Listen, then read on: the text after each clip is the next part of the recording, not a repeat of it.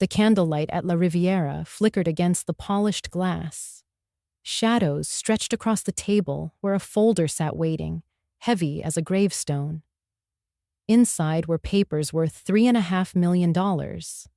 Papers that, if I signed, would mean surrendering my late husband's beach house, the home that had been my anchor for decades.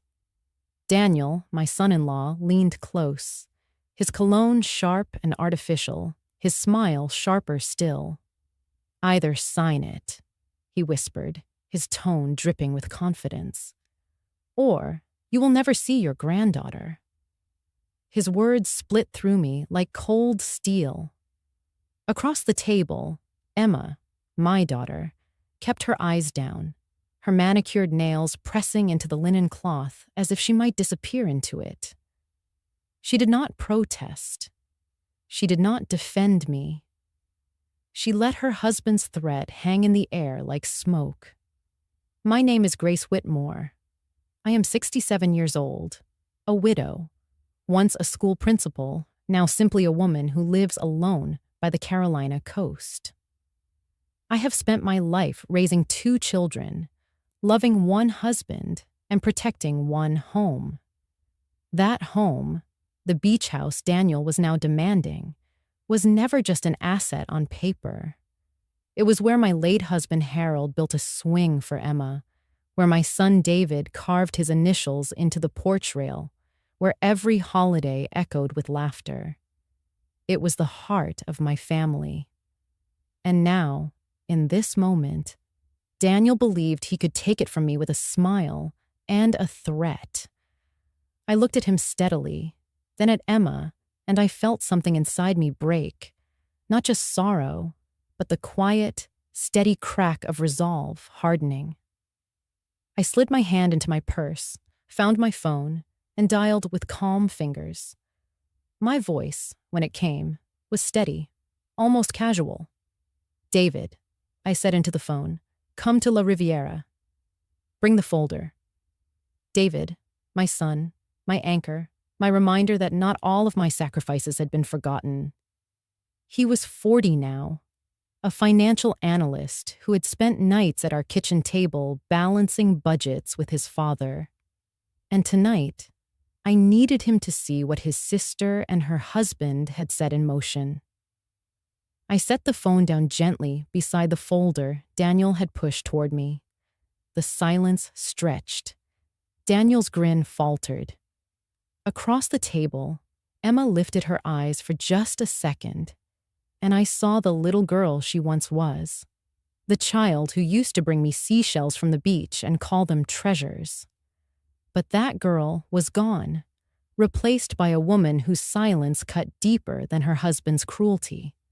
That was the moment the game shifted. Not because I raised my voice, not because I slammed my hand on the table, but because I stayed calm.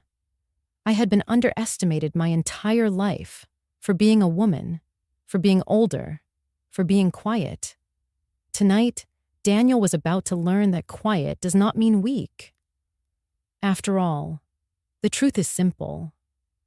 After I refused to give up my $3.5 million beach house, my son-in-law smiled and threatened me with the cruelest words a grandmother could hear. And in response, I calmly dialed my phone and said, "Someone else has a few words." And that, dear listener, is where my story begins. Before I take you deeper into this story, let me pause for just a second. If you believe in quiet strength, if you believe that women deserve respect and dignity, no matter their age, please take a moment to like this video, subscribe, and tap the notification bell. Your support helps bring more stories like this to life. Stories of justice, healing, and the courage to stand firm when the world tries to push us aside. Now, let me take you back to how it all started. That night at La Riviera was not the first time Daniel tried to corner me. It was only the sharpest blade in a long line of small cuts. Weeks earlier, He and Emma had come to me with demands dressed as requests. "It only makes sense, Mom," Daniel had said, his hand resting on Emma's shoulder like she was his prop. "You're alone now. Why let a house that valuable just sit there? Alone." That word again. It always stung. Harold had been gone for years, but his presence still filled the halls of that house, still warmed the creak of every stair, alone perhaps in the eyes of the world, but not in truth. That house kept me company. Its walls remembered me. I had said no, calmly, firmly. That home is mine until I am done with it. After that, it will belong to my children. But I will not hand it over to you now. That was when Daniel's smile had sharpened into something else, something predatory. He saw me as a resource to be managed, a prize to be claimed. He saw my age as weakness, my silence as permission. And Emma, oh Emma, my daughter. She stood there that day, her hand resting on her stomach, already 3 months pregnant, carrying the first grandchild I had prayed for. She did not argue with him. She did not tell him to stop. Her silence was agreement.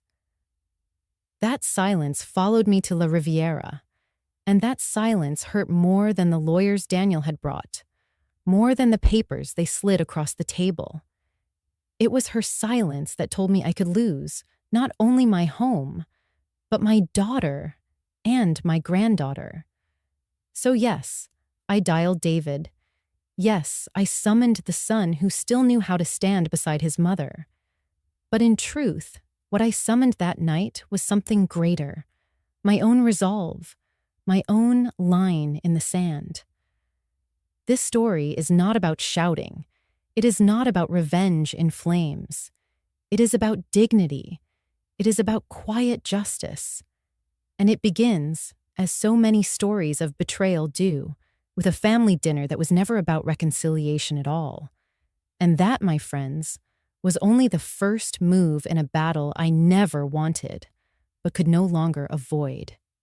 What Daniel and Emma did not know that night was this: I had been preparing, and soon they would learn that the woman they thought could be intimidated was, in fact, unmovable. Because silence, when used wisely, can be the loudest answer of all. The beach house breathes when the tide turns. The boards give a small sigh under my feet. I sit in the front room with my burgundy scarf around my shoulders, salt still in its threads. The lamp casts a circle onto Harold's chair. The cushion keeps his shape like a palm keeps a tool's mark.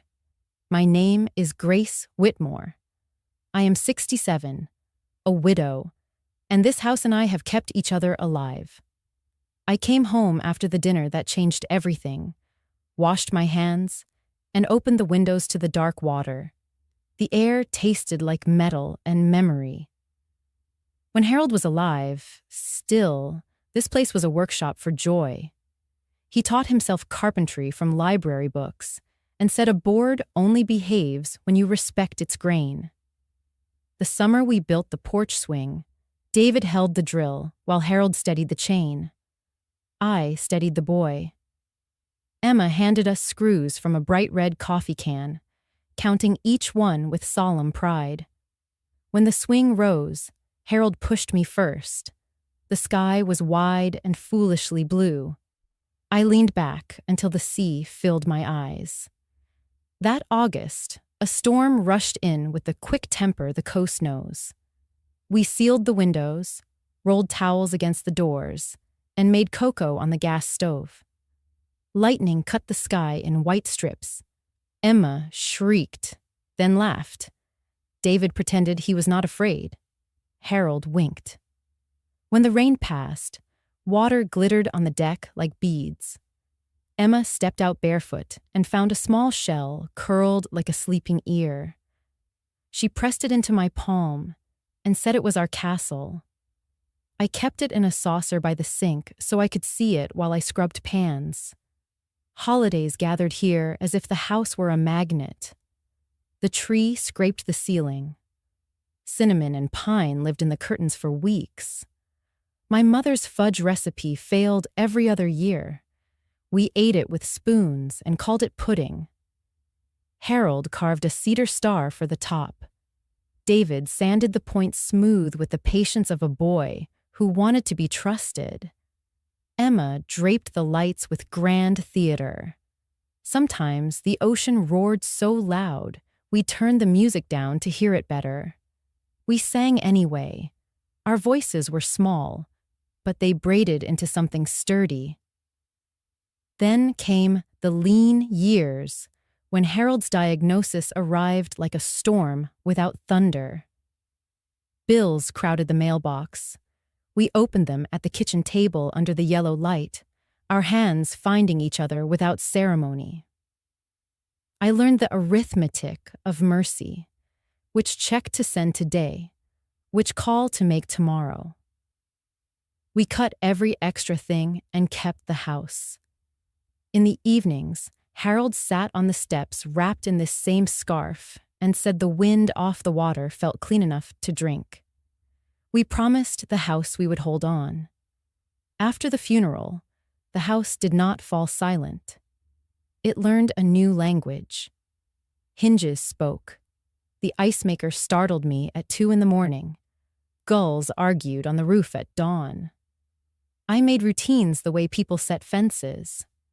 I brewed coffee at 6. I walked the boardwalk at 7. I checked the mail before lunch. I polished the banister on Fridays. Little rituals kept the day from unraveling. I fixed what I could and hired help when ladders were too much. The plumber sometimes carried my groceries in and asked about the weather. The children grew in their separate directions. Emma's world turned glossy and fast. Meetings, promotions, dinners that began when I put on slippers. David steadied himself into work that looked like Harold's hands. Careful, honest, generous. When Emma married Daniel, I smiled for the photographs and kept the shell in the saucer. They came on summer weekends. Daniel admired the view with the hunger of a man reading a number. He called the deck an underperforming asset. I called it sunlight. We did not agree.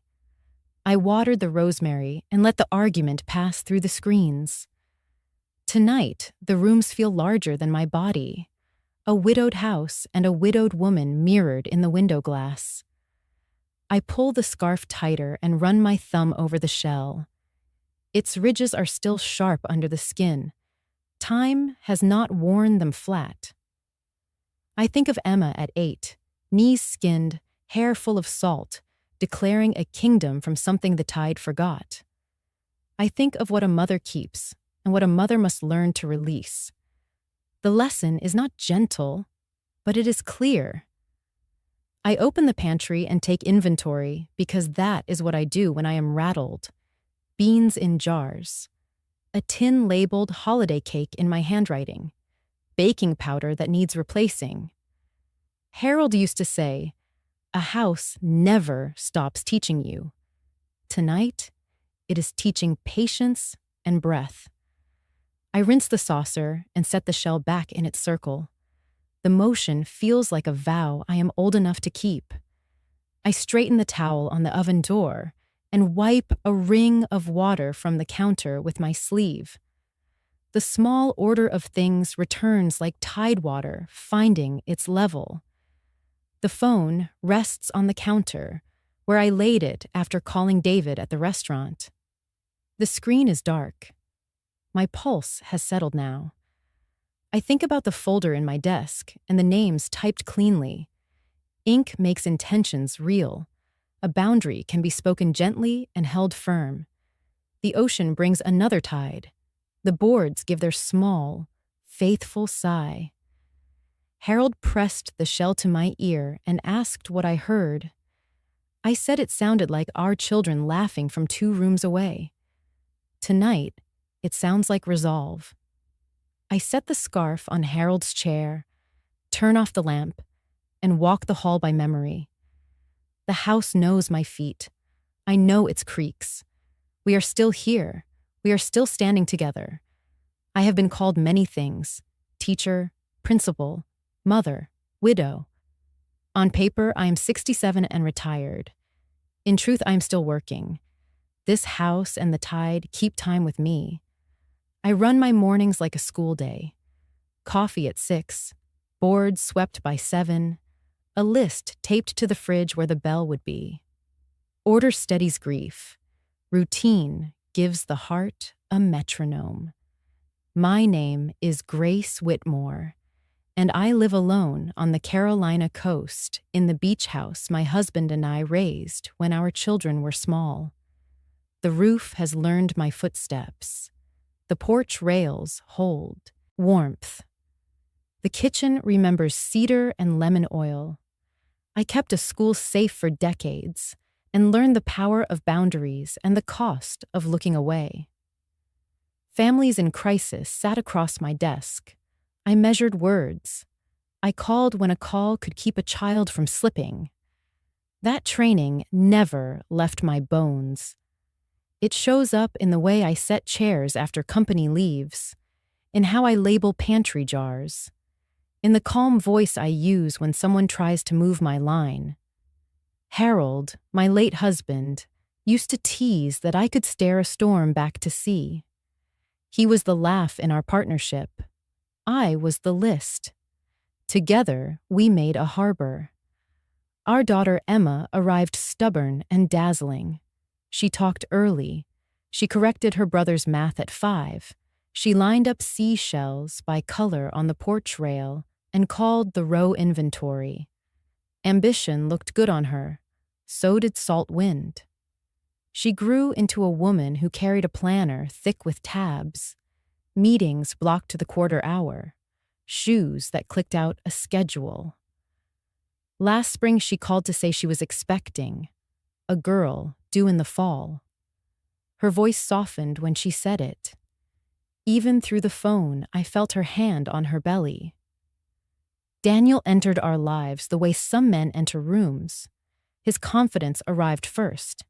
He works in real estate, or as he likes to say, in opportunity. He smiles as if every conversation is a negotiation.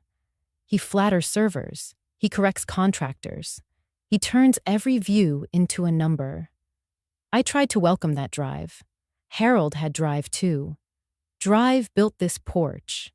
But Daniel's appetite was for leverage. How to borrow against tomorrow to smooth today. Stories about his firm reached me in pieces. A delayed payout. A restless client. An escrow that wandered. The first time he brought up the house, he spoke as if he were protecting me. "This is too much for you to manage," he said, standing with his back to the water like a realtor staging a photograph. "Let us put it in our names so we can insure it properly. We will keep it in the family. You will never have to worry." He used "we" as if the word were a deed. I rinsed 2 coffee cups and said I was not worried. I said, a home does not become safer when the person who loves it least holds the keys. Emma stood between us that afternoon, hand curved over the small swell at her waist. She said Daniel only wanted the best. She said I should relax. The baby would need stability. I looked at my daughter and saw the child who used to fall asleep in the back seat after beach days. Sand glued to her shins. A shell clenched in her fist. I wanted to say yes to peace. I wanted to be the soft place her life could land. Instead, I set a boundary in the simplest words I know. The house stays with me. Daniel did not argue. He smiled. He praised the view. He took a photo of the deck from 3 angles. He asked about flood insurance. He checked the crawl space. He said capital improvements with a straight face, and I said weathered cedar with mine. When they left, he carried the cooler. Emma carried a sack of lemons from my tree. I carried a quiet worry that would not set itself down. I watered the rosemary and told the house I was listening. The wind answered against the screens like an old friend clearing his throat. My son David is the other pole of this family. Steady, precise. A man who balances his ledger nightly. He is 40. He reads contracts the way some people read novels. He trusts numbers when people wobble. He loved Harold like a second spine. After the funeral, he checked my roof without asking and fixed the latch on the gate. He lays down small help the way others set down coasters. Where Emma chases a horizon, David builds a dock and checks the pilings. When I call him, I feel the ground return. The conflict did not appear overnight. It rose like a tide and tested the steps one by one. First came Daniel's suggestions about maintenance and insurance. Then came talk about convenience. Then a gentle question about whether I had a power of attorney ready in case anything happened. The sort of paperwork busy families prepare. He was not wrong to ask on principle. He was wrong to ask with an outcome in mind. The last time we discussed it, he used the word transfer, not temporary. Transfer. The air changed temperature when he said it. 2 days later, Emma asked me to dinner. "We should clear the air, Mom," she said. "Daniel booked La Riviera. You always loved that place." I said yes because I loved that place, because motherhood hopes against evidence. I wore my burgundy scarf, parked back. Inside, lemon and butter lifted room. Daniel had arranged the evening. 3 men in gray suits, briefcases like stones. Emma reached for water and did not drink. An attorney spoke of capacity and family. Daniel leaned in. "Either sign it, or you will never see your granddaughter." I called my son. "Bring the folder." The phone rang on a Tuesday morning, sunlight crawling across the kitchen tiles in thin rectangles. I wiped my hands on a towel and picked up, expecting David with some detail about the markets or Marjorie next door checking if I needed eggs. Instead, it was Emma. Her voice carried that particular softness she used as a girl when she wanted something big. "Mom," she said, "I've been thinking. Maybe we've both been too stubborn. Daniel and I would like to take you out to dinner. La Riviera. Tonight. Can we talk?" La Riviera. The name pulled me back decades. Harold and I had gone there for our 25th anniversary. He wore his one good suit. I wore a new dress that was more navy than black, the color of the sky just before full night. He had saved for weeks, slipping cash into an envelope marked roof, though the roof had been fine. That evening, we shared mussels in white wine, and he ordered champagne with the grin of a boy breaking rules. When the bill came, he signed with a flourish and whispered, "Worth every penny, Gracie." The memory still lives in the wood grain of that restaurant's tables. Now, my daughter was inviting me, there, not to celebrate, but to mend. Or so she said. I stood by the sink with the receiver warm in my hand. My first instinct was no. Too soon, too raw, too suspicious. The last time we spoke had ended in raised voices, her accusing me of hoarding, me insisting that a home was more than capital. The echo of that fight still lingered like smoke in my chest. Why now? Why so quickly softened? I could almost hear Daniel feeding her lines from the background, the way he sometimes did at family dinners, when he wanted her words to land just right. But Emma is my daughter. The girl who once braided dandelions into chains for my hair. The young woman who phoned me from college dorm halls because she missed the sound of the ocean. The pregnant mother who would soon bring my granddaughter into the world. If she was reaching out, could I ignore her? Could I hang up and turn away from that fragile olive branch? I stared at the shell on the window ledge, the one she had pressed into my hand at 8 years old, declaring our beach house a castle. I felt the sharp ridges under my thumb. I told her yes. My voice was calm, maybe calmer than I felt. I'll meet you there at 6:30. After we hung up, I sat at the kitchen table and thought of Harold. He would have told me to go, but to keep my eyes open. He always believed people reveal themselves when the stakes are high. He would have said, "Gracie, you can listen without yielding. You can watch without giving ground." I imagined him across from me, coffee mug in hand, the smell of sawdust clinging to his clothes. The picture steadied me. The day stretched, filled with small tasks meant to keep me from thinking too hard. I folded laundry, wiped baseboards, polished silver I hadn't used in months. Every ordinary motion felt like rehearsal for the evening. I chose the burgundy scarf, the one that had carried me through storms, funerals, and celebrations. It was my armor, my reminder that I had already survived the worst.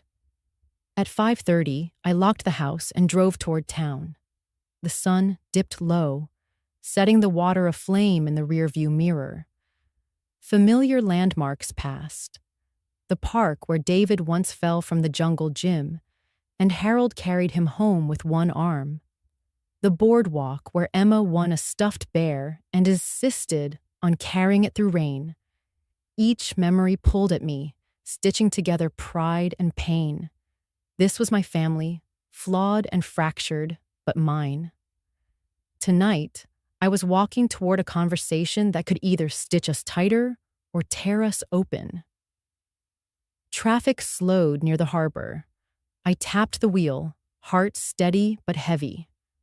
I rehearsed what I might say, that I loved my daughter, that I would help but not surrender, that respect had to travel in both directions.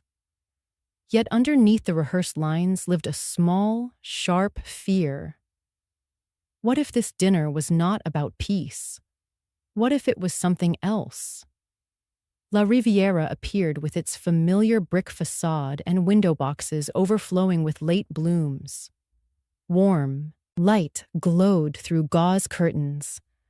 I parked across the street and sat for a moment, breathing. My reflection in the windshield looked older than I remembered, but not fragile. My hands were firm on the steering wheel. My jaw carried Harold's stubborn set. I stepped out, scarf tight around my shoulders. The air smelled of basil and salt. With each stride toward the entrance, I felt as if I were crossing an invisible line, one drawn years ago between being a mother who gave endlessly and a woman who guarded what was hers. The hostess opened the door, and a wave of candlelight and quiet music wrapped around me. That threshold was not just wood and glass. It was the edge between the life I had lived, defined by duty, sacrifice, silence, and the life I was about to claim, one shaped by boundaries. I knew, even before I saw Emma at the table, that walking through that door would change everything. I crossed it anyway. I felt the air shift the moment I stepped into La Riviera. The soft piano notes, the scent of basil, the glow of candlelight, all familiar, yet beneath it ran a current, something practiced and sharp. The hostess led me toward the corner, and my eyes fell on the table where Emma sat. My daughter looked radiant, her skin carrying the glow of pregnancy, her dress cut with the elegance of someone living beyond her means. For a heartbeat, my chest softened. I saw the little girl who once pressed a seashell into my palm. But then my gaze slid past her. Daniel was already there, his shoulders squared like a salesman closing a deal. And he was not alone. 3 men in dark suits flanked him, each with a briefcase. Their presence turned what might have been reconciliation into a courtroom staged under dim lights. "Mom," Emma said, rising slightly to hug me. Her perfume was expensive, faintly floral. She held me for a second, then let go quickly, as though contact burned. "You look beautiful, sweetheart," I told her, meaning it. I pulled my scarf tighter, feeling its burgundy threads steady me. Daniel leaned forward, smile too polished. "Grace, thank you for coming. We thought it best to have some professionals here, so things can be clarified." I lowered myself into the chair across from him. The table felt suddenly smaller, the candles more like spotlights. "Professionals?" I asked. One of the men extended a hand. "Richard Kirk, I represent Mr. Smith." He gestured toward his colleagues. "This is Mr. Lane and Mr. Fulton. We've prepared some documents for your review." Documents. The word coiled in my stomach. I had spent my life reading forms, permission slips, policy drafts. I knew how language could dress up a demand and call it procedure. Emma kept her hands folded in her lap, eyes fixed on the linen. She had not objected to the staging. That silence cut deeper than the presence of any lawyer. Richard slid a manila folder across the table. "Given your age and the complexities of property management, Daniel and Emma thought it wise to put measures in place. A power of attorney, for instance. Someone younger to handle the beach house, investments, and other accounts. It would ensure security for everyone." I rested my hands on the folder, but did not open it. "My age," I repeated. "I am 67, not 97. Daniel's smile flickered. "Of course, Grace. But why burden yourself? You should be enjoying retirement, not fussing with insurance, taxes, or market fluctuations. Retirement doesn't mean surrender," I said evenly. Richard cleared his throat. "It's quite common, Mrs. Whitmore. These arrangements prevent confusion later. Family disagreements can be avoided if we put everything in writing now." Family disagreements. The irony tasted bitter. This wasn't prevention. It was ambush. My gaze shifted to Emma. "Is this what you wanted?" Her lips pressed thin. She glanced at Daniel, then lowered her eyes again. No answer. That silence echoed louder than words. Daniel leaned closer, voice lowering into something meant only for me. "Grace, this is simple. You sign tonight, and everyone wins. The house is protected. Emma and I can build our life, give your granddaughter security. Or," he paused, smile sharpening, "or you resist, and you risk losing everything that matters. Grandparents' rights, you know, are limited. Courts rarely favor visitation when the parent objects. Think about that. No signature, no granddaughter." The words sliced clean. The restaurant noise faded, forks against china turning to white static. I stared at him, this man who had married my daughter, who now used my unborn grandchild as a weapon. Inside me, something hardened. Not rage, not yet. More like stone settling into place. I spoke quietly. "You would keep my granddaughter from me?" Daniel shrugged. "It isn't personal. It's practical. Emma needs stability. The baby needs stability. You holding on to a property you can't manage, it doesn't serve anyone." Still, I said nothing. Silence has power when used well. I let it stretch, let the lawyers shift in their seats. I let Daniel's confidence feed on its own echo. Finally, I turned to Emma. "Sweetheart," I said gently, "is this truly what you want? To make your child a bargaining chip?" Her eyes filled with tears, but she did not speak. Her silence was consent. Richard tapped the folder. Mrs. Whitmore, if you'll just sign an initial here, we can finalize everything tonight.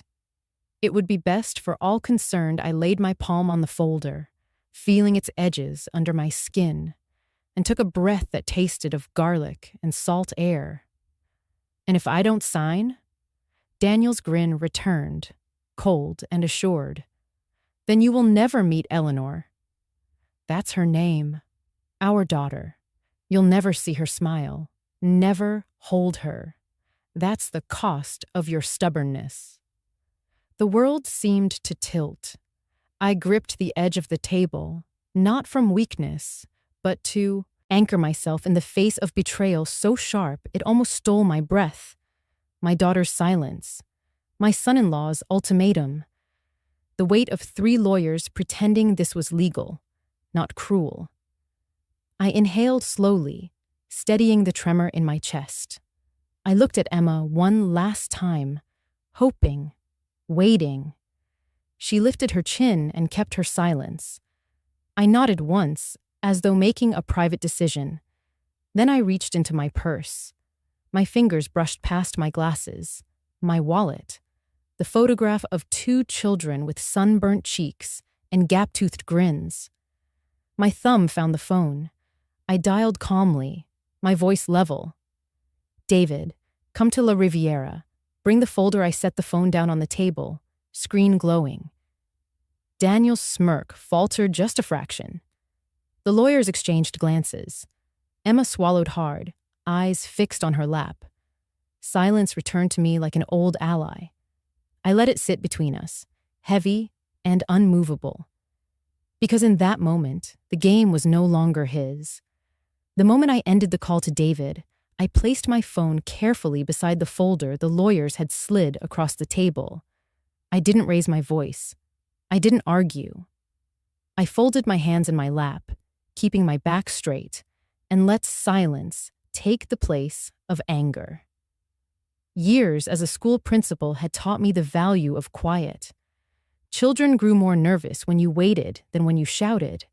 Tonight, these men in suits were no different. Daniel shifted first. His salesman's smile twitched as if it had developed a crack. He leaned back in his chair, drumming his fingers on the wood. Grace, he said smoothly, though I could hear a thread of irritation in his voice. I don't think calling your son here is necessary. This is a family matter. We're all adults. We can work this out ourselves. I didn't answer. I lifted my water glass, sipped, and set it down slowly. My calmness unnerved them more than any storm could have. One of the lawyers, the younger one, cleared his throat. Papers shuffled. The music from the dining room drifted in, a soft jazz piece. But here, at our corner table, time felt suspended. Emma glanced up at me once, her eyes wide, as if pleading for me to speak, to release her from the tension. But she said nothing. Her silence was its own kind of wound. Minutes stretched, and I counted them the way I once counted tardy slips. The older lawyer, Kirk, leaned forward at last, his voice deliberately polite. Mrs. Whitmore, there's really no need to involve additional parties. These are straightforward documents. They protect your interests as much as your family's. If you'll just review and sign, I'll wait, I said simply, cutting through his practiced cadence. My tone was even, but final.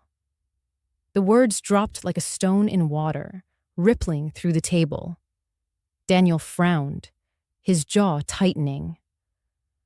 I caught the faintest glimpse of the boy he must have been. Someone who hated losing, who grew louder when silence outlasted him. And then, 23 minutes after my call, I saw him. David entered the restaurant still in his work clothes, the sleeves of his pale blue shirt rolled to the elbows, a navy tie loose around his neck. He carried a slim black folder under one arm. His steps were brisk, his expression calm but alert. My son had always been that way, steady like his father, never rushing except when rushing mattered. He spotted me, then the table crowded with strangers. His eyes narrowed slightly, assessing. He approached without hesitation. "Mom," he said, his voice warm enough to remind me I wasn't alone. He pulled a chair from a neighboring table, sat down beside me, and set the folder in front of him. Then he looked at the men across from us. "Gentlemen?" Daniel forced a laugh. "David, good to see you. We were just, well, your mother may have overreacted a little. These are standard papers. Nothing threatening here. We just thought it best." David didn't let him finish. He picked up the manila folder they had pushed toward me and opened it. His eyes scanned the lines, page by page, as quickly and efficiently as I'd seen him scan ledgers and contracts since he was 20. The silence this time was his tool, and I let it stretch with him. Finally, he closed the folder and set it aside. He lifted his own slim case and placed it squarely in the center of the table. "I see," he said, "but there's a problem." Daniel's smile faltered. "Problem?" David opened his folder and withdrew a single stack of crisp papers, bound neatly with a clip. He spread them so the bold header faced the men across from us. "This beach house," he said evenly, "doesn't belong to my mother anymore. It was transferred into an irrevocable trust 2 weeks ago." The words cracked across the table like thunder. For a beat, no one spoke. Then the young lawyer shifted uncomfortably, leaning toward the pages. Kirk frowned, adjusting his glasses. Daniel's face drained of color. "What?" he demanded. "That's impossible. She wouldn't."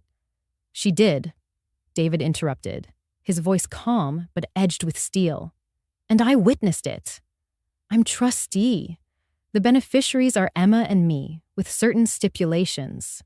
Which means, Daniel, that your plan tonight is already irrelevant." Emma gasped softly, her hand flying to her mouth. Tears welled in her eyes, spilling before she could stop them. Her shoulders shook. "Mom," she whispered, You already." I kept my eyes on her, my heart torn in 2 directions at once. I wanted to reach for her, to wipe her tears like I had when she was small. But I also knew those tears carried more than sorrow. They carried exposure. She had stood by while her husband schemed. Now the truth was unveiled. Daniel slammed a palm on the table, rattling glasses. Diners nearby glanced over. His composure cracked wide. "You think this protects you? You think some fancy paperwork will keep you safe? I'll challenge it. I'll fight it in court. You can't cut me out like this." David didn't flinch. He leaned forward slightly, meeting Daniel's eyes with steady calm. "The law doesn't care about your outrage. The trust is binding. You have no standing. None. You overplayed your hand, Daniel." The lawyers exchanged uneasy looks. One quietly closed his briefcase. Kirk muttered something about misunderstandings, about reviewing documents more carefully, but his voice lacked conviction. Across the table, Emma's tears spilled freely now. She turned toward me, her voice trembling. "Mom, I didn't know you'd already done this." "Yes, you did," I said softly. "You knew I wasn't going to hand the house over. You knew because I told you weeks ago when you asked. But you chose to sit here tonight, to let this unfold." Her sob cut through the air, and she pressed her hands to her stomach as though to shield the child inside. For one aching moment, the sight nearly undid me. My granddaughter, innocent, unborn, tied to this tangle of betrayal. I forced myself to remain steady. "Emma, I love you. But love cannot mean surrender. Not tonight. Not like this. The table sat in stunned silence. The reversal had landed. The power Daniel thought he held dissolved like salt in water, leaving him exposed and furious. The lawyers looked for escape. Emma wept, caught between loyalty and shame. And me? I stayed still, my scarf warm around my shoulders, my son at my side. I had not raised my voice. I had not begged. I had not given in. Quiet strength was enough. For the first time in weeks, I breathed fully, and in that breath, I knew. The tide had turned. The table was a battlefield, but I had not yet played my last card. David's revelation about the irrevocable trust had already shaken Daniel to his core, but I knew men like him rarely stopped when cornered. They flailed, grasped, shouted about fairness and rights. I wanted no part of that chaos. I wanted the law. And I had prepared for this moment long before stepping through the restaurant door. I reached for my phone again, slow and steady. Daniel sneered. Who now, Grace? The sheriff? Maybe your bridge club? I didn't answer. I dialed a number saved under a single name, Louise. She picked up on the second ring, her voice clipped but warm. Grace? La Riviera, I said. Now, bring the file. Her reply was short. On my way. I ended the call and returned the phone to my purse. Then I folded my hands again, calm as the tide. Daniel chuckled, but it sounded thin, like glass under strain. A lawyer of your own? Really? What's the point? We already have 3. Right here, David spoke before I did. 3 lawyers who just learned they're on the wrong side of a trust. The younger attorney shifted uncomfortably. Kirk muttered about misunderstandings. Fulton excused himself to take a call, though I noticed the way he clutched his briefcase like a lifeline. The circle was already fracturing. Emma sat silent, her face streaked with tears, her hands protectively over her stomach. She looked so young in that moment, younger than her years, as if all her ambition had melted into fear. My heart ached, but I stayed steady. A mother can love and still draw a line. Minutes later, the restaurant door opened, and Louise Qualls strode in. At 70, she was small, silver-haired, and carried herself with the assurance of someone who had spent 4 decades dissecting lies in courtrooms. Her heels clicked with purpose across the tile. Diners glanced up, sensing the gravity she carried, then turned quickly back to their meals. She spotted me, lifted a hand in greeting, and approached our table like a general surveying terrain. Evening, Grace. Her smile was warm for me, cool for the others. I hear there's business to attend to. Daniel stood, attempting charm. Mrs. Qualls, is it? This is really unnecessary.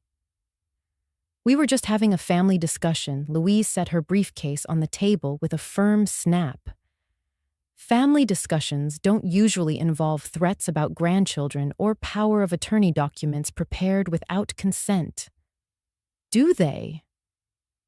The color drained from Daniel's face. Louise opened her case and withdrew a pristine folder, thicker than theirs, stamped with the county seal. She spread the papers carefully across the table, aligning them with surgical precision. Here, she said, tapping the first page. The Whitmore Family Trust, established 2 weeks ago, irrevocable. The attorneys leaned in, drawn despite themselves. Kirk frowned, eyes scanning the lines. The beneficiaries. His voice faltered. Emma and David. Louise finished crisply. With David as trustee until the beneficiaries reached 25. All property, including the beach house, investments, and life insurance policies, are secured. Beyond challenge, Daniel's mouth opened, then shut. He looked from Louise to me to David, his confidence crumbling. This is manipulation. You went behind Emma's back. No, I said quietly. I protected what your ambition threatened to consume. I safeguarded my daughter's inheritance from you. Emma gasped softly. Her tears fell harder now, hands trembling on her belly. Mom, she whispered, though whether it was accusation or relief, I could not tell. Louise turned her gaze on the three attorneys. Gentlemen, I suggest you consider your own positions carefully. Continued involvement in this scheme could border on aiding undue influence or, worse, elder exploitation. And I assure you, I know exactly how to file those motions. The younger attorney paled. Kirk closed his folder with deliberate slowness. Fulton had not returned. One by one, the so-called reinforcements peeled away, leaving Daniel exposed. Daniel tried one last angle, his voice rising. This isn't fair. We have a wedding to pay for. Emma deserves stability. The baby deserves security. You can't just lock away everything in a trust. Louise's eyes flashed. Security doesn't come from stripping a mother of her home. It comes from integrity, from choices that protect rather than exploit. And as of now, the only security here is the one Grace has already secured, for her children, not for you. The table was silent except for Emma's muffled sobs. I rose slowly, my scarf falling into place over my shoulders like a mantle. My knees ached, but my spine held firm. I placed both palms on the table, looked at each of them in turn, and spoke the words I had carried for weeks. Boundaries are love, I said, thematic echo. The truth of it settled heavy in the air. Daniel blinked, as though the phrase had no translation in his world of contracts and deals.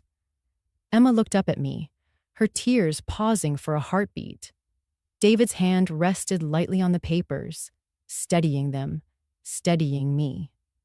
Louise nodded once, firm and approving. I drew a breath, my voice calm and clear. I love my children. I love my granddaughter, but love without boundaries is just surrender, and I will not surrender tonight. The words hung, final and unshakable. The balance of power had reversed fully.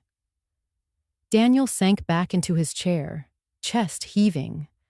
The attorneys had already distanced themselves, their eyes avoiding his.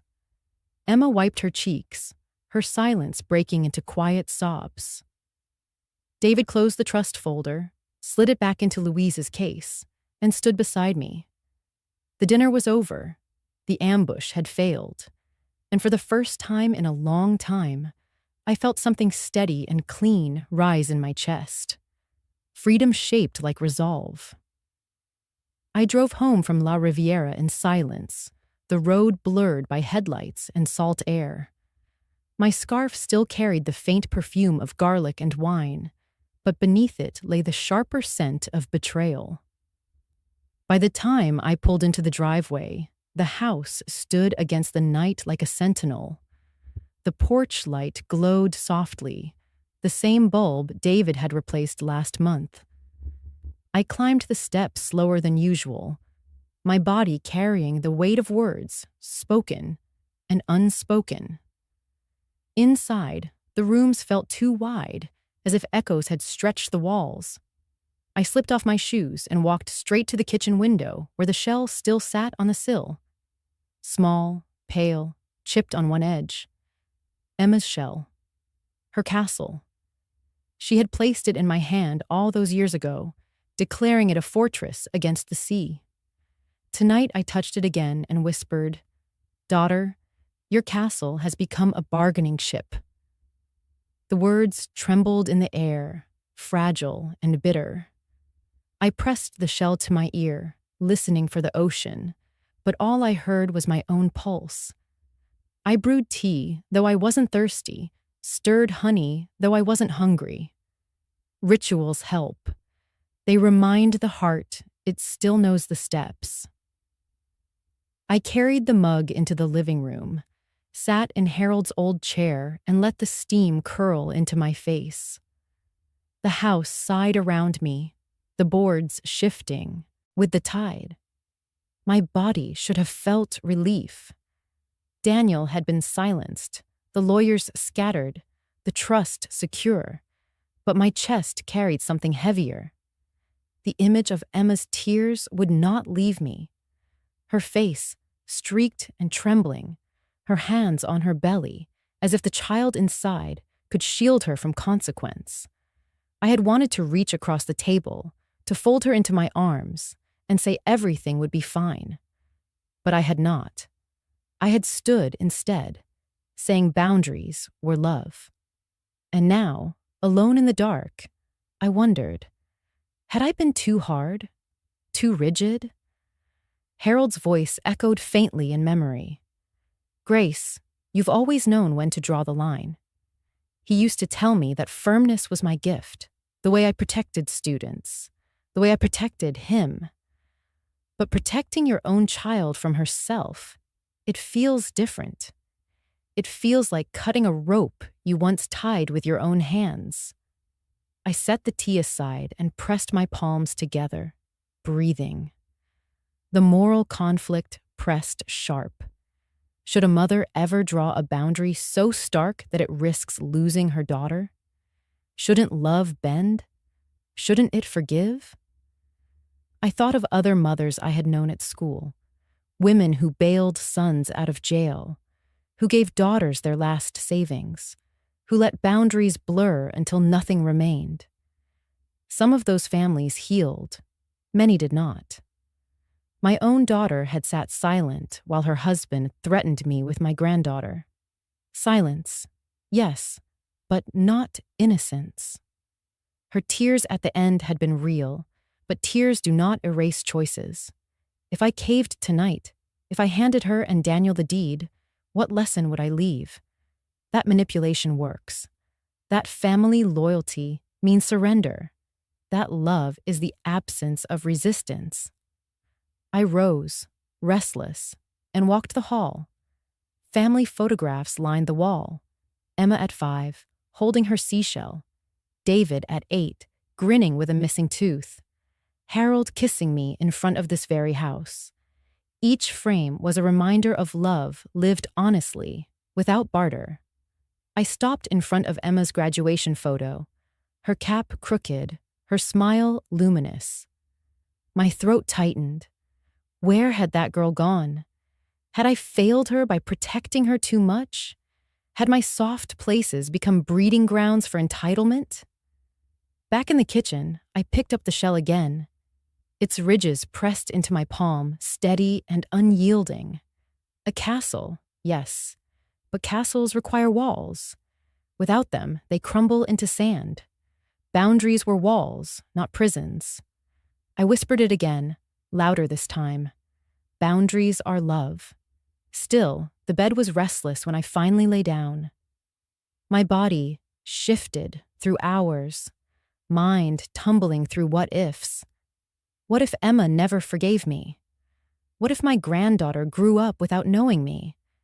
Would she hear only Daniel's version of the story, that her grandmother was selfish, unyielding, cold, that I loved property more than blood? The questions circled like gulls over water. Near dawn, exhaustion pulled me into shallow sleep. In dreams, the beach stretched endless. Emma stood at the tide line, holding her daughter, calling to me. Between us lay the shell castle she had once built, its towers tall but fragile, each wave testing the edges. I reached for her, but when I touched the walls, they crumbled, turning to salt in my hand. I woke with tears damp on my cheeks, the sky outside pale with morning. I sat up, steadied my breath, and touched the shell once more. Its shape had not changed. What it symbolized had. Love without limits was not love at all. But knowing that truth did not quiet the ache in my chest. The night had left me with a wound.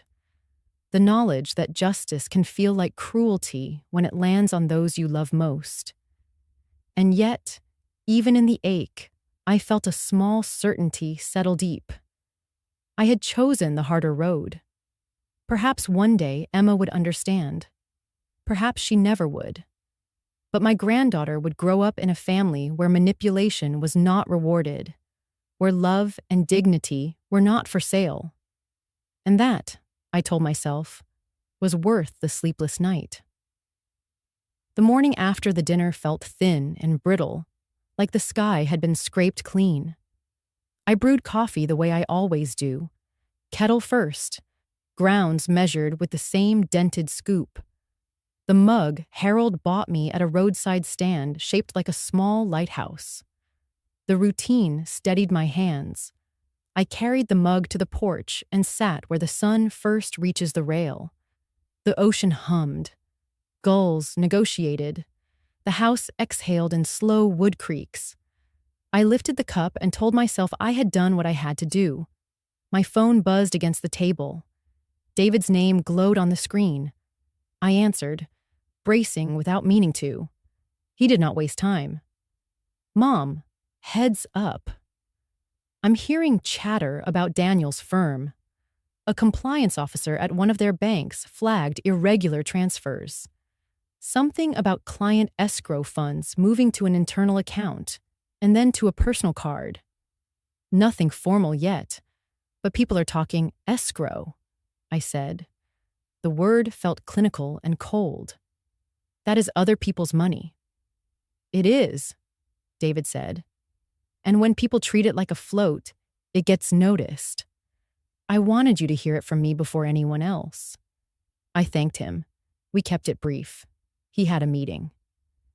The call ended, and I held the phone a moment longer, the quiet pressing in. I did not feel triumph. I felt a slow, stern sadness, like the kind that visits a school office after a good kid finally breaks a rule in a way that cannot be ignored. Life keeps a ledger. Sometimes it audits without warning. An hour later, I drove into town for groceries. The produce aisle smelled like citrus and spray mist. Two men from the marina spoke near the apples, their words low but not private. "State Board is sniffing around," one said. "He was bragging about that waterfront package last month. Now he can't move funds." The other whistled the way men do when they see a storm line on the horizon. I kept my eyes on the oranges and counted 10 for juice. At the checkout, Clara from the register glanced at me with a question she didn't ask. News travels fast in small places. I bagged my groceries and offered her a smile that meant I had no story to give. She nodded. Mercy looks like minding your own business. On the way home, I stopped at the post office. A letter from the insurance company, a catalog, a card from an old colleague with a picture of her grandsons in matching hats. I paused at the bulletin board near the door. Lost cat, church supper, a flyer for a community legal workshop on elder fraud. I took a copy and tucked it into my bag.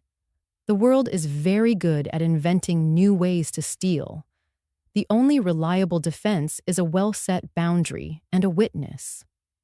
Back at the house, I set the groceries on the counter, lined the lemons in a bowl, clipped the flyer to the fridge with a magnet shaped like a sailboat. I poured a second cup of coffee and stood at the sink where the little shell keeps watch. The light turned it into a small, white flame.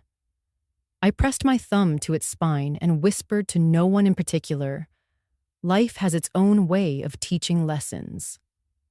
Near noon, my phone rang again, an unknown number with a city code.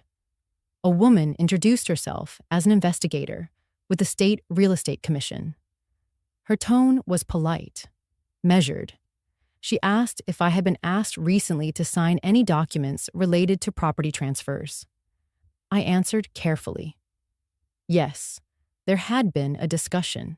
Yes, I had seen papers. No, I had not signed. Yes, I had counsel. She thanked me for my time and told me I might receive a follow-up call. She did not use Daniel's name. She did not need to. I made a sandwich, tomato, and salt. The simple lunch that always tastes like summer. I ate standing up, looking out at the water, thinking about justice and how rarely it arrives on the timetable we want. People assume justice is a gavel, a line of squad cars, a headline. Often it is quieter, a bank algorithm, a compliance alert, an audit in a room with gray carpet and bad coffee. Tonight, Daniel would call it unfair. To me, it looked like gravity. I allowed myself exactly one memory of his better moments. The fall after the wedding, he fixed the sticking back door without being asked. He returned from the hardware store with the right hinge and the right screws, and an attitude of competence that for an afternoon felt almost comforting. I remember thinking that if he stayed in that lane, useful, humble, present, he could be good for Emma. Then the hunger returned, the chase, the way he turned people into rungs on a ladder he never seemed to reach the top of. I set the plate in the sink and decided that remembering one kindness was enough for the day. The afternoon stretched in the working silence of a house that knows how to wait. I moved laundry from washer to line. The wind pinned sheets into billowing sails. I paid 2 bills and wrote the amounts in my ledger, pen scratching like a cricket. I called the roofer to schedule the fall check. Ordinary acts arranged themselves into a shield. Just before 4, Louise called. "News is moving," she said. "You may hear more soon." Do not engage with anyone who shows up at your door asking questions. Direct them to me. Save any messages. "I don't want this to hurt Emma," I said. The sentence came out smaller than I meant. Louise's voice softened in a way that reminded me she had also raised children. Consequences find their own targets, Grace. Sometimes love is letting them land where they belong. You protected Emma's inheritance. You did not set this wheel in motion. After we hung up, I sat on the steps and let the late light find my face. A pair of kids rode bikes past the gate, their laughter bright and thin in the wind. I thought about my granddaughter, her small hands one day exploring this porch rail, the first time waves would lick her ankles, the exact moment a shell would fit her palm like an answer. I did not want her born into a story where the loudest man owns the truth. I wanted her to grow up in a family where apologies count and boundaries hold. Toward evening, Emma texted, just 3 words. "Are you home?" I typed yes and waited, expecting a car in the driveway or a doorbell's nervous ring. None came. Instead, another message appeared. "We need to talk." I stared at the screen, feeling the old reflex to fix and smooth and make easy, the reflex that had gotten us here. My fingers hovered. I wrote, "When you are ready to speak without threats or paperwork, I will listen." Then I set the phone face down on the table and took my coffee back to the porch. The sun slid toward the water in copper strips. I lifted the mug and tasted its cooling edge. I did not toast the news about Daniel. I did not curse it either.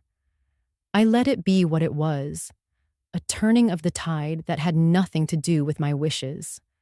The porch boards warmed my feet. The shell stayed bright on the sill. Somewhere inside, a small, unshowy peace settled, a knowledge that I was not the judge. I was simply a woman who had drawn a line and chosen to keep it. Life teaches. Sometimes it uses teachers. Sometimes it uses banks. Tonight, it used neither. It used the sea, patient, relentless, drawing back what never belonged on shore. The doorbell rang just after 9 the next morning. I was still in my robe, hair pulled back, nursing the second cup of coffee I hadn't really wanted, but poured anyway. For a heartbeat, I considered ignoring it. After nights like the one I'd lived through at La Riviera, the world feels sharp, as though even kindness might cut. But the bell chimed again, steady and patient. When I opened the door, there she was, Marjorie. I'd seen her moving into the duplex across the street 2 weeks earlier, but we'd exchanged little more than neighborly waves. Today, she stood holding a covered dish, steam escaping from the foil edges. "Cornbread," she said, smiling. "My grandmother's recipe. I always bake too much. Thought you might like some." I hesitated, then stepped aside. "Come in." She entered with the energy of someone who had decided long ago not to wait for permission to belong. She wore jeans and a cardigan the color of moss, silver hair pinned back with a clip that glinted in the morning light. She placed the dish on my counter and looked around with interest, not judgment. "You have a beautiful home, warm. I can tell it's been lived in with love." I felt my throat tighten, but I only nodded. "Coffee?" "Always," she said. "Black, please." I gave up cream when my doctor said bones over hips. She laughed, a sound that filled the kitchen in a way silence never could. We sat at the table with mismatched mugs, mine the lighthouse, hers borrowed from the set Harold and I had bought at a flea market years ago. She broke off a piece of cornbread, steam curling up. "I lost my husband 4 years ago," she said matter-of-factly. 45 years married. House too big, so I downsized. That's why I'm here. And you?" "Widow," I said. "Harold passed 6 years ago." Her eyes softened. "So we share that club. The one no one wants membership in, but here we are." She sipped, then studied me. "And we share something else, I think. You're carrying a heaviness, not just grief. Something fresher." I stiffened slightly. "Bad night," I admitted.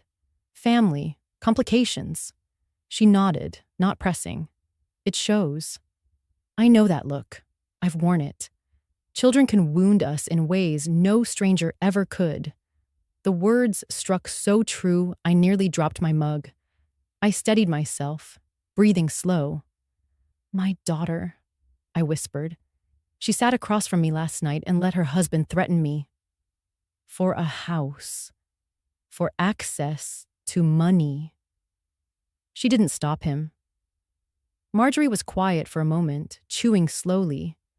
Then she said, "I once caught my son trying to sell the car I'd promised to my husband's brother. Title in my name. He wanted to pocket the cash. When I confronted him, he said, 'You won't need it anyway.' That sentence broke something in me." She shook her head. "Blood is complicated." I leaned back, stunned at the ease with which she named her pain. No shame, no whispering, just truth laid bare. "What did you do?" "I cried first," she said simply. "Then I got practical. I joined a community group for seniors who'd faced financial manipulation. We sit in a circle, share our stories, swap resources. It's not therapy, but it is healing. We learn how to hold our ground without losing ourselves." I looked at her, the cornbread cooling between us. "A group?" "Yes. We meet Tuesday evenings at the community center. Nothing formal. Coffee, folding chairs, a few lawyers and social workers who donate their time. You'd be amazed how common these stories are. We think we're alone, but we're not." She reached across the table, her hand warm over mine. Come with me. Just once. See if it helps, I wanted to say. Number. My instinct has always been to carry my burdens privately, to hold my pain like a sealed envelope.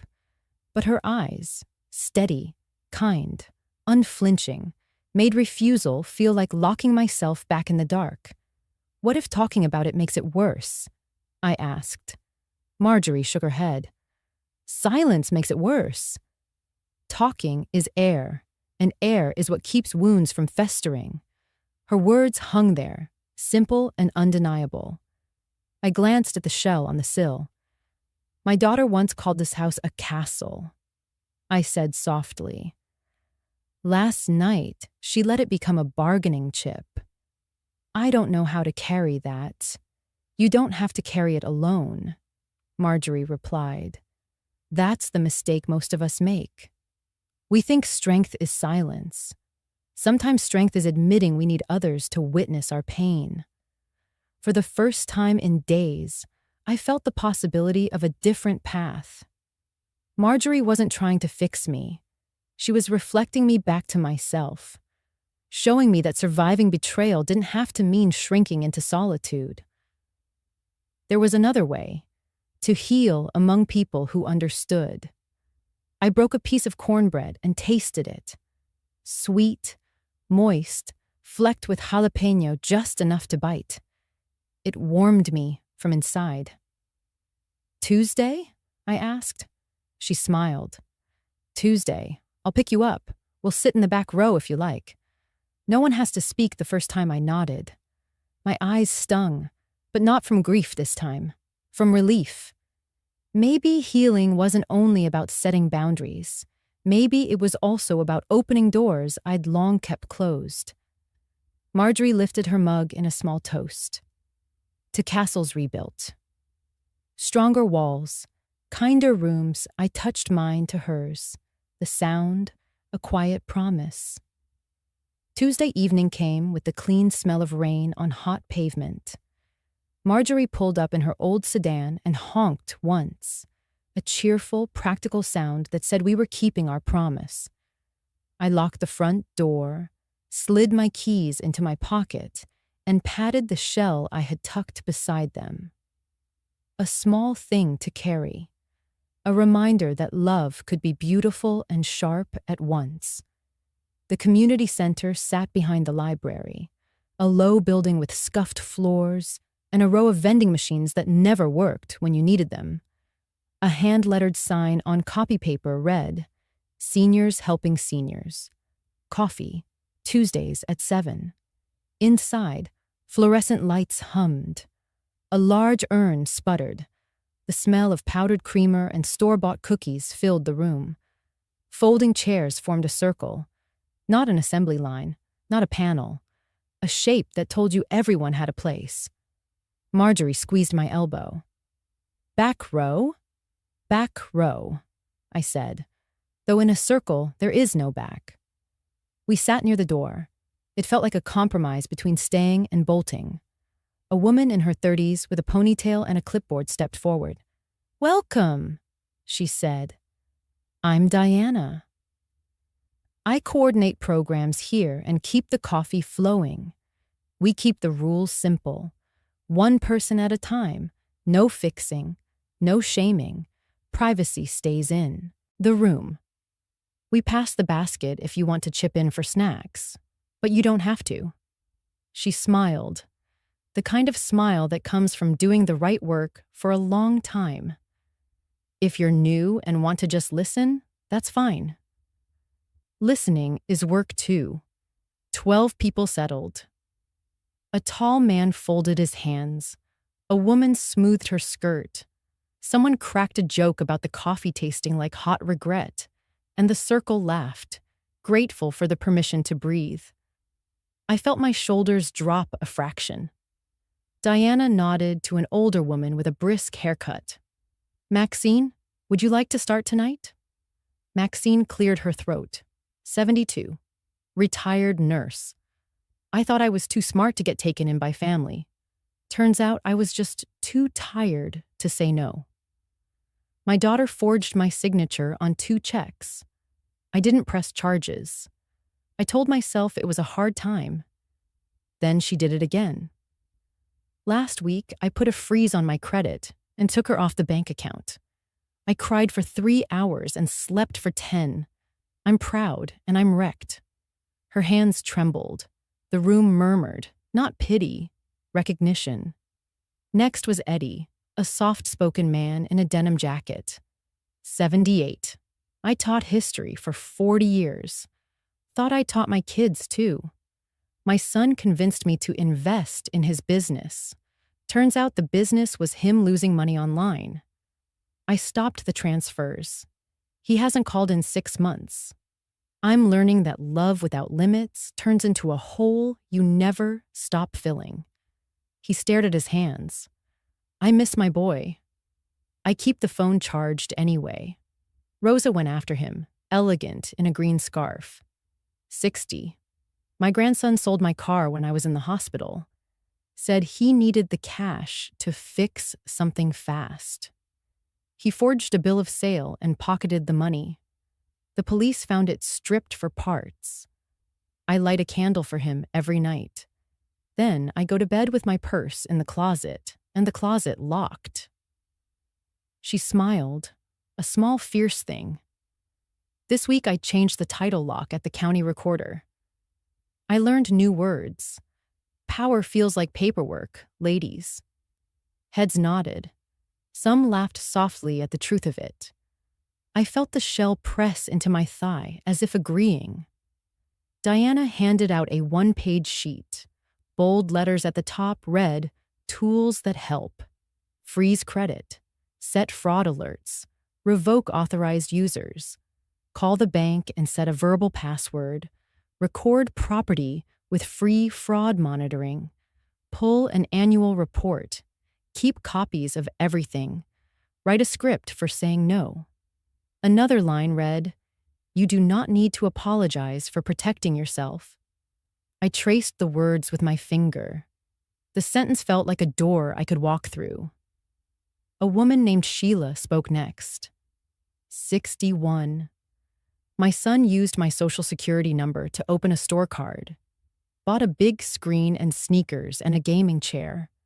I confronted him. He said he thought I wouldn't notice.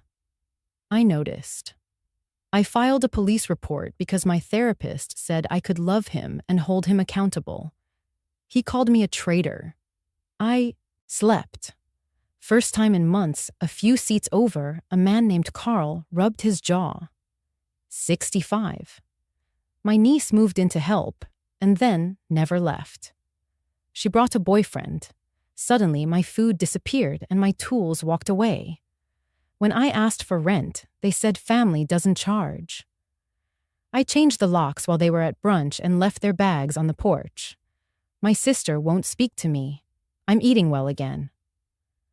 Laughter rolled around the circle, the kind that mends. Marjorie glanced at me, polite, letting me choose. I surprised myself by raising my hand. Diana nodded. "My name is Grace," I said. 67. Widow. I live by the ocean in the house my husband and I built when the kids were small. Last week, my son-in-law brought 3 lawyers to dinner and told me to sign a power of attorney, or I would never meet my granddaughter. My daughter sat beside him and said nothing. I didn't sign. My son and my lawyer showed up with documents I had already filed. An irrevocable trust. The house is protected now. My voice stayed steady until I said granddaughter. Then it thinned. I have not met her yet. She is still months away and already used as leverage. My daughter cried when she saw the trust, and I loved her and was angry with her at the same time. Today, I drank coffee on the porch and told myself life has its own way of teaching lessons. Tonight, I am here because I don't want my strength to turn into isolation. Silence met me first.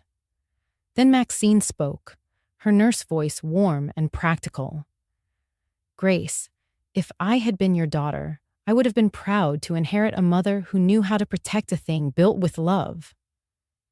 Eddie added, "Men like that count on noise. You gave him quiet and the law." That's a lesson with a long echo. Rosa leaned in. Be ready for the bargaining stage. They come back with flowers and soup and sentences that begin with, "If you really loved me, you would." Write your script now so grief doesn't write it for you. I nodded, tears pressing without spilling. This was not pity. This was a classroom where everyone taught and everyone learned. Diana gave the floor to a volunteer attorney, a woman in her 50s with silver hoop earrings. She walked us through simple language, what a durable power of attorney is, how to pick a trustworthy agent, what undue influence looks like, how to document conversations, how to say I need time to review this with counsel and repeat it until the pressure fades. She did not talk down to us. She talked like we were the grown adults we had always been. Someone asked about grandparents' rights. The attorney sighed softly. It varies by state and by judge. It is not the leverage people think it is. Document your willingness to have a relationship that is separate from money. Write letters, save copies, judges like paper. But also remember this. You do not need a judge's permission to have self-respect. The room breathed together. I felt something loosen behind my ribs, a knot that had refused to give all week. During the break, Marjorie introduced me to a woman named Lila, who ran a small table with pamphlets. She pushed one toward me. Dealing with financial exploitation by family members. Steps you can take. Another brochure caught my eye. Supporting yourself after setting boundaries. Sleep. Food. Gentle routine. It made me laugh, not a bitter sound. A surprised one. Healing had a checklist. Of course it did. I had lived my life by checklists. When the circle resumed, Diana asked for one word from each person to carry into the week. Around the room came sturdy verbs. Breathe. Pause. Record. Delete. Eat. Call. Pray. Walk. When it was my turn, I said, protect. Not with a shout, with the quiet of a promise. Before we left, Diana asked if anyone wanted to share a small victory. Carl raised his hand. I ate breakfast at my table without counting the forks. Laughter and applause. Maxine added, I called the bank and put my daughter's name back on my phone as daughter, not maybe fraud. I'm choosing hope and a strong password. More laughter. Then a hush that felt like blessing. As the chairs scraped and people folded handouts, Rosa slipped something into my palm. A small, smooth stone with a word burned into it. Boundaries. Carry this until you don't need to, she said. Then pass it on. I closed my fingers around the stone. It sat warm against the shell in my pocket. 2 small anchors, one from the past, one for the present. Outside, the air was softer. Marjorie hooked her arm through mine as we walked to the car. Well? She asked. I'm not alone, I said. The sentence tasted like water after a long, dry walk. At home, I placed the stone beside the shell on the kitchen sill. The two looked right together, a memory and a boundary, side by side. I turned off the light and stood for a moment in the doorway, listening to the house breathe. The ocean kept its steady conversation with the shore. Somewhere in town, a ledger tallied debits and credits I did not control. Here, in this room, I counted what I could. A circle of chairs. 12 strangers who were not strangers anymore. A sentence I could carry into morning. I am not alone. And because I am not alone, I can keep the line. The call came just after dawn. I was still in my robe, the kettle beginning to rattle on the stove, when my phone buzzed against the counter. The screen lit with David's name. My heart stumbled because calls at that hour almost never carry casual news. I answered with my breath already tight. "Mom," he said, his voice gentler than usual. "Emma had the baby last night. A girl. 7 pounds. Healthy." For a moment I couldn't speak. My eyes went to the window, where the sea was already throwing light against the glass. "A girl," I whispered. "They named her Eleanor Grace," David added, the second name deliberate, heavy. I leaned against the counter, hand gripping the edge. My name, wrapped around a child I had not yet seen, a child already used as a bridge or a weapon, I could not tell which. The kettle shrieked, startling me. I turned it off, poured the boiling water, and watched it steam without drinking. "She's fine," David went on. "Emma texted me to tell you. She wants you to visit. Said visiting hours are flexible." I sat down at the kitchen table, staring at the shell on the sill. Eleanor Grace. The sound of it carried both ache and pride. Part of me wanted to run to that hospital, to hold the tiny bundle, to breathe in the smell of new life and let it wash away every sharp edge. But another part of me remembered Daniel's smile at La Riviera, the cold words, "Either sign it or you'll never see your granddaughter." I had not signed.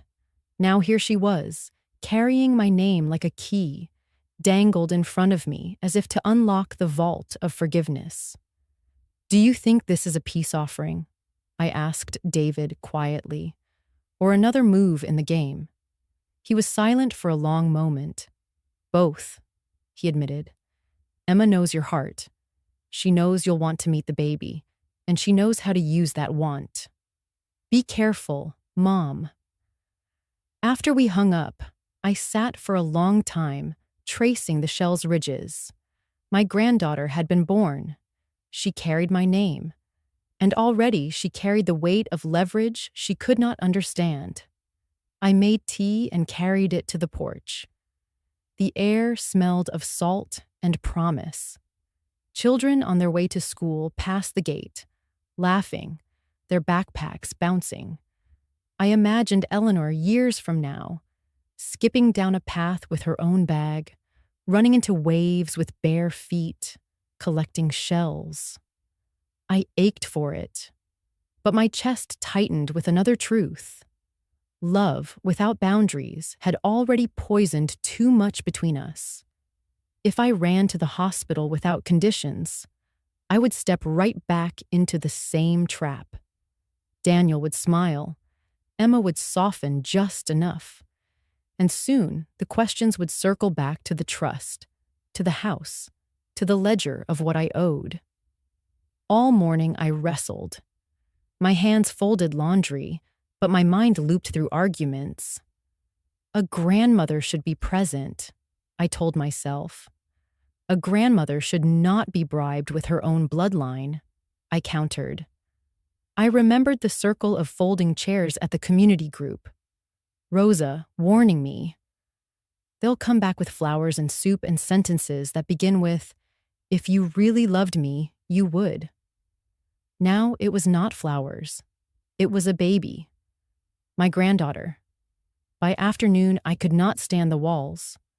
I walked the beach, the sand damp underfoot, the gulls screeching their crude wisdom. Every wave seemed to ask, "Will you surrender or will you stand?" I bent and picked up a broken shell, sharp on one edge, smooth on the other. Love and pain in one palm. I carried it back with me.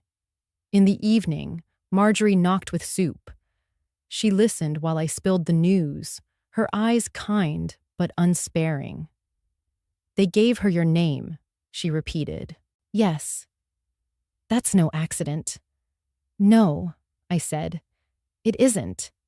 She sat across from me at the table, spooning soup into bowls. "So here's the question. Do you go to that hospital on their terms or on yours? because the baby isn't the one who turned love into ransom. But if you cave now, they'll know the lock they can use every time." Her words stung because they were true. I stared into the soup, steam fogging my glasses. What if she grows up thinking I abandoned her? Marjorie leaned forward, voice steady. "Then you keep a record. Letters, journals, photos. You show her one day that you loved her fiercely, but you would not let greed dictate that love. Children grow. Truth grows with them. She'll know that night I wrote a letter. "Dear Eleanor Grace," I began. "The day you were born, the sea was restless and the gulls were loud. I have not yet held you, but you carry my name, and with it, you carry my hope. I want you to grow in love that is steady, not conditional. Love that does not demand signatures or deeds. One day, when you are old enough, I hope you will understand that my boundaries were for you too." I folded the letter and placed it in a box with the shells Emma and David had gathered as children. A new castle, waiting. As I turned out the lights, I whispered into the dark, "I love you, Eleanor. But love cannot be ransom." The words were both anchor and ache. And in that ache, I understood. Healing was not a single act, but a practice. Tonight, it was the practice of saying no, even to my own longing. I waited until the house was still. The clock ticked with the slow patience of someone who has seen too much. I cleared the table, set down fresh paper, and uncapped my fountain pen, the one Harold gave me on our 30th anniversary. The nib scratched across the page, steady, deliberate. If boundaries are love, then tonight I would put mine into words. I began slowly, as though each word needed to breathe. "Dear Emma, your daughter was born this week. My granddaughter, Eleanor Grace. Even writing her name feels like a prayer. I imagine her tiny hands curling, her first cry cutting the hospital air, her eyes opening to a world she does not yet know. I want you to know that I celebrate her with every beat of my heart, but I cannot celebrate under the shadow of ransom." I paused. The word ransom seemed harsh, but it was true. I let the ink dry, then continued. "Emma, I will meet Eleanor with joy, but not as a hostage. I will not barter love for deeds, signatures, or silence. A child is not collateral. My arms are open to her, and my heart is open to you. But those arms will not be twisted by threats, and that heart will not be purchased by demands." I set the pen down. The kettle clicked as it cooled. The house held its breath. This was the pivot, where love turned from ache to declaration, where grief slowed so clarity could arrive. I wrote more carefully now, each line like a stone placed in a path. You once placed a seashell in my hand and called it a castle. I kept it all these years, but last month, that castle became the coin of a bargain I never agreed to. And still, I choose to see it as a reminder. A castle must have walls. Without them, it is just sand. My boundaries are not a wall against you. They are the walls that keep us both safe. I felt the tears sting, but I did not stop. The door to me remains open, but it is open for you, Emma, for my daughter. Not for money, not for Daniel's schemes, not for leverage over a baby's cradle. When you are ready to place family above property, when you are ready to speak as yourself instead of through someone else's hunger, you may walk through that door. I will be here. I signed my name simply. Love, Mom. I read it aloud, my own voice steady in the quiet kitchen, a voiceover meant as much for me as for her. Speaking the words slowed time, softened the ache, and turned the letter from paper into promise. I folded the pages, slid them into an envelope, and sealed it with my thumb. On the front, I wrote her name, Emma Whitmore, in letters that trembled only once. The letter sat there under the lamp, glowing like a small beacon. I did not know if she would read it today, tomorrow, or never. But I knew this. I had named the truth without cruelty. I had carved a space for love that was not dependent on surrender. I whispered into the room, "Boundaries are love." And for the first time in weeks, the words sounded less like defense and more like hope. The chairs were already in a ring when I arrived at the community center. I wore my burgundy silk scarf because it feels like armor that does not rattle. In my bag, I carried the little shell Emma gave me when she was 8. I had set it in a saucer from my kitchen so it would not get lost among paper cups and napkins. Marjorie waved me over, her smile quick and steady. Diana poured coffee. The urn hissed. Rain ticked against the windows in a soft percussion that made everyone lean closer. We settled. Maxine adjusted her cane. Eddie rubbed a thumb over a crease in his denim sleeve. Rosa placed a small dish of peppermints in the center like a tiny altar. I took the shell from my bag and set it beside the candy. The shell caught the fluorescent light and threw back a clean white gleam. Someone asked what it was. I said, "A castle once." The room understood. Diana opened with our simple rules and invited reflections. People spoke. Carl reported that his table had stayed his. No one counted the forks. Sheila shared that she had slept a full night after setting a password with the bank. The attorney with the silver hoops reminded us to write down the dates of hard conversations and to drink water after hard calls. No one tried to fix anyone else. We did not need rescue. We needed witnesses. When it was my turn, I stood, because my knees behave better when I either sit or stand. The scarf fell into place across my shoulders. I told them about the birth, of my granddaughter, about the letter I wrote, about the door I kept open for Emma, and the lock I kept on my dignity. I did not mention Daniel's name. I said only that consequences had begun to arrive in rooms with gray carpet and bad coffee, and that I wished no one harm while I welcomed honesty. I reached for the shell and held it on my palm. I said a castle needs walls, or it becomes sand. I told them I had mistaken surrender for love before, and that the correction felt like a forgiven debt. I heard my own voice settle. The circle settled with it. We were old enough to know that quiet is not the same as absence, and silence is not consent when it holds a line.